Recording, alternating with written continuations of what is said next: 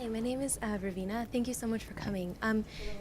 You touched earlier on the interview about the price point and for Fresh products, and then you spoke about how Fresh started out as a one-man store essentially, and then you sold immediately to Barney's. Can you touch a little bit about why that's your target consumer and about why that's your price point?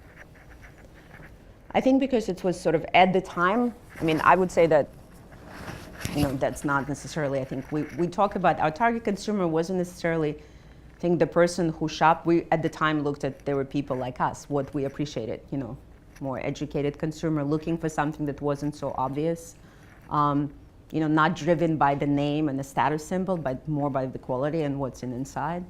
So I mean, even when we started developing our products, the formulation was really what's the most important thing. In Fresh, even the names of the products are very simple. I mean, we have a product called Rose Face Mask. I mean, it's real rose petals in a gel base. It basically melt on your skin when you massage it. It's one of the best sellers. It's an amazing product. Close your eyes, you think you're in Balinese spa, and somebody's doing flower mask. It's just called Rose Face Mask. It's not that simple. But I think for us, it was always sort of sugar face polish. I mean, it's a clear name. It describes what's in it and what's the experience from it that will be. And I think that, Fresh is the name of the brand, and fortunately we have some people now that know it versus back then.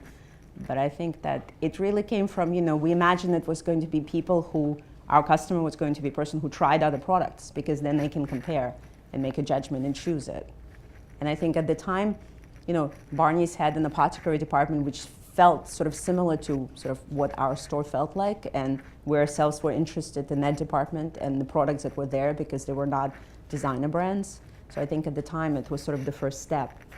And most of the specialty stores that initially, because we had a lot of sort of independent store customers in the beginning that were buying the product because, they had sort of their own environments in their own cities that they felt responded to that same sort of feel.